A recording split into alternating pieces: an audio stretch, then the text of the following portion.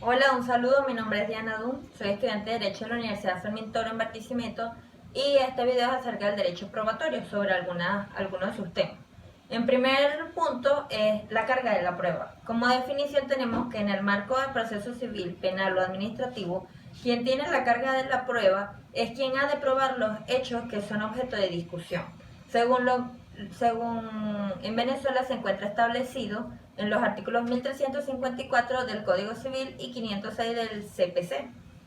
Tenemos también lo que es la carga procesal, que es dirigido al proceso, es lo que se debe hacer para darle impulso, poder, facultad o potestad del que se encuentra investido el sujeto procesal de realizar actos procesales o adoptar determinadas conductas en el proceso, en beneficio propio o de su contraparte.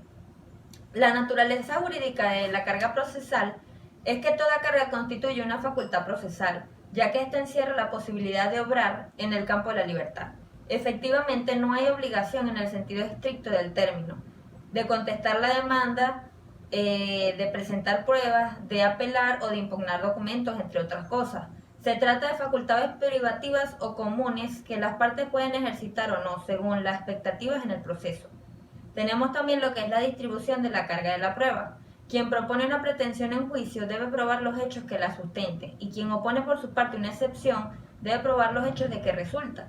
En otros términos, tenemos también lo que es la proposición de la prueba. La proposición de la prueba es un acto de las partes. Debe efectuarse en el primer periodo del lapso probatorio, estableciendo el contenido y la materia de las cuestiones que se probarán. Las pruebas deben ser pertinentes y para ello deben referirse directamente a los hechos alegados por las partes y a los que no hayan dado conformidad, que además influyan en la decisión del pleito, debiendo formularse de una manera concreta cualesquiera que ellas sean, para que los tribunales puedan juzgar de su utilidad con respecto al litigio. Existen varios principios que rigen la práctica de la prueba. Estos son, por ejemplo, la adecuación, la publicidad, la contradicción, la inmediación, el impulso, la documentación y la preclusión. Tenemos también lo que es la prueba anticipada y la prueba sobrevenida. La prueba anticipada es aquella que se realiza antes de la oportunidad procesal en que debería tener lugar, ya sea por razones de urgencia o de necesidad de aseguramiento de sus resultados. Es por esto que se denomina anticipada. Y segundo, tenemos que es la prueba sobrevenida, que en nuestro sistema probatorio está restringida la capacidad de las partes para aportar la prueba sobrevenida o la prueba de un hecho sobrevenido. Tal posibilidad se reduce en la práctica judicial a la simple insinuación al juez para que éste, tal vez por el afán de conocer y descubrir la verdad, haga uso de alguna de las iniciativas probatorias que le confiere nuestra legislación. Todo esto está establecido según el artículo 401 del CPC. Tenemos también lo que son las clasificaciones de las pruebas. Entre estas existen 8 clasificaciones. La primera viene siendo las admitidas por la ley, que son aquellas que están consagradas en la ley y tienen una regulación. La segunda, con relación a la percepción del juez. Por ejemplo, una lectura de un documento público, la inspección judicial, entre otras cosas. La tercera, según su contradicción. Si la prueba no es sometida a contradicción de la contraparte, entonces esta carece de valor. Cuarto, por su forma. Los autores la dividen en pruebas escritas u orales. Las escritas son como por ejemplo los documentos, los dictámenes escritos por los peritos, entre otras cosas. Y las orales pueden ser las confesiones en interrogatorio o los testimonios de los testigos. En quinta clasificación tenemos que son por sus funciones. Cuando la prueba puede reproducir hechos, es decir, también se puede llamar prueba histórica. La sexta clasificación es según la oportunidad de producción. Estas se subdividen en procesales o judiciales y en extrajudiciales o extraprocesales, que todo depende de acuerdo al proceso o ante un juez, mientras que las otras se realizan fuera del proceso y sin la intervención del juez. La séptima clasificación tenemos que es según su utilidad.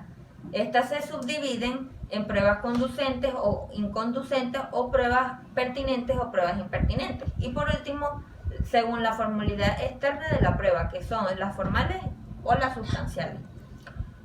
Aparte de todo esto, tenemos lo que viene siendo el procedimiento probatorio. En el tema del procedimiento probatorio corresponde estudiar los momentos y términos preclusivos dentro de los cuales debe realizarse la actividad probatoria, para que ésta sea válida y pueda garantizar la eficacia del contradictorio y el derecho de defensa, que es inviolable. Los momentos de la prueba y el lapso probatorio. Lo característico del procedimiento ordinario probatorio son los diversos momentos en los cuales debe desarrollarse la actividad de las partes y el juez en relación a la aportación y promoción de las pruebas y de su evacuación y recepción ante el juez. Por su parte, en el artículo 392 del Código de Procedimiento Civil hace generalmente una simplificación al reducir el lapso probatorio a los dos momentos de la promoción y de la evacuación de las pruebas, pero entre estos dos se interponen los lapsos de oposición y el lapso de admisión, que dan lugar a un examen para saber si serán admitidas o desechadas. Es decir, que tanto de la negativa o de la admisión de alguna de las pruebas hay lugar a una apelación, la cual es oída en un solo efecto devolutivo. Como lo indica el artículo 392 del CPC, si el asunto no debiera decidirse sin pruebas porque no se encuentre comprendido en ninguno de los casos de excepción en los cuales excluye el lapso, entonces el término para las pruebas serán de 15 días para promoverlas y 30 días para evacuarlas, según lo establecido en el 197 del CPC. Aparte de todo esto, tenemos lo que son las diversas fases del procedimiento. En nuestro sistema, la promoción de las pruebas es la primera fase del lapso probatorio, que se divide en dos periodos, el de promoción y el de evacuación. La promoción de la prueba en materia civil tiene que ver con la proposición o presentación de pruebas. En este sentido, debe precisarse los conceptos de proposición y el de presentación. También tenemos lo que son las admisiones de la prueba. En efecto, según el artículo 398 del CPC, dispone que entre los 3 días siguientes al vencimiento del término fijado en el artículo 397, el juez providenciará los escritos de las pruebas admitiendo si serán admitidas, legales y procedentes, o si serán desechadas a las que aparezcan ilegales o impertinentes.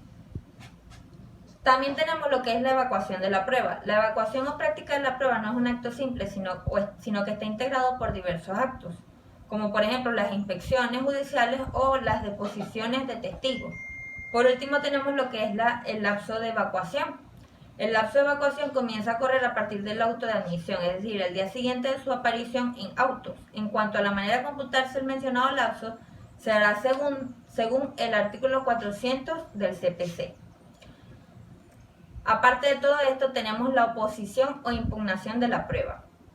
La oposición es una figura preventiva que procura impedir la entrada del medio de prueba del proceso. En este sentido, según el artículo 397 del CPC, contempla en su segunda parte el derecho a oponerse a la admisión que de las pruebas de la contraparte, siendo simplemente una alegación en la cual se argumentará, con base a lo que hay en auto, la impertinencia o la ilegalidad.